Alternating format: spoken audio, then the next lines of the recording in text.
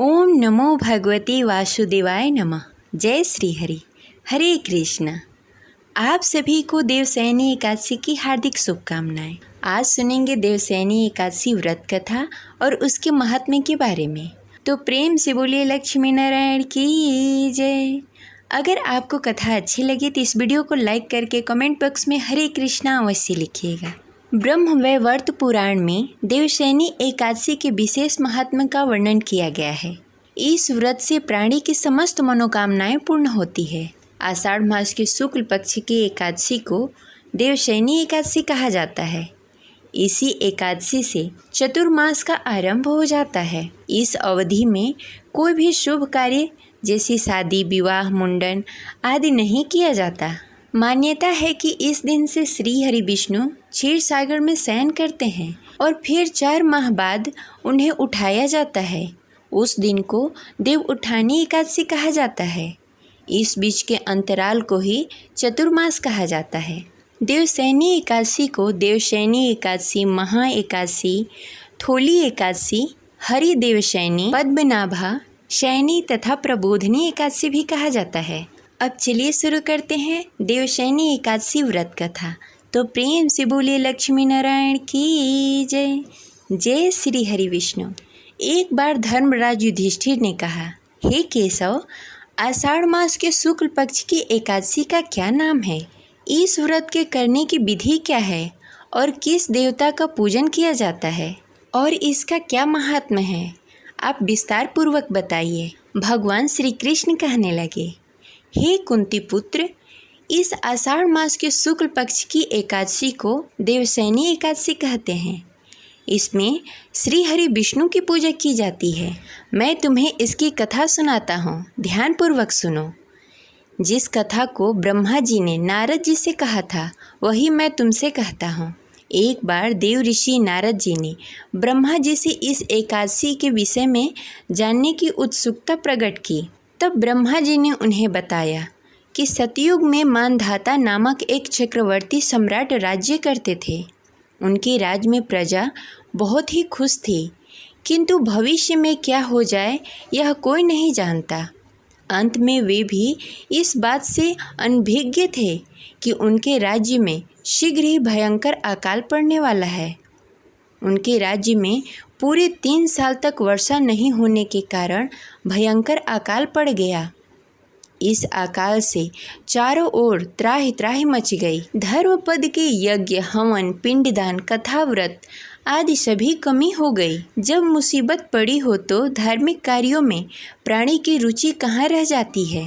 प्रजा ने राजा के पास जाकर अपनी वेदना की दुहाई दी। राजा तो इस स्थिति को लेकर पहले से ही दुखी थे।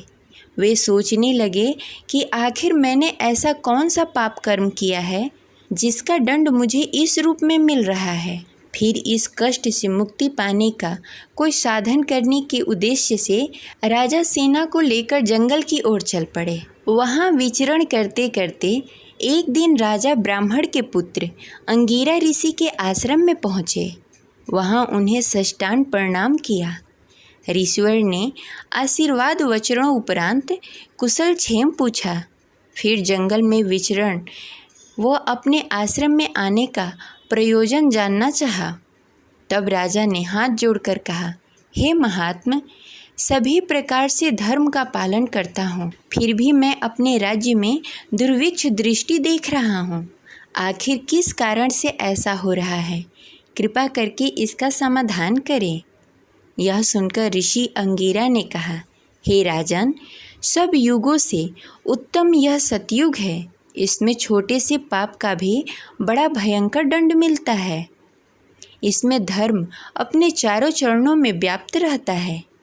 ब्राह्मण के अतिरिक्त किसी अन्य जाति को तप करने का अधिकार नहीं है, जबकि आपके राज्य में एक शूद्र तपस्या कर रहा है।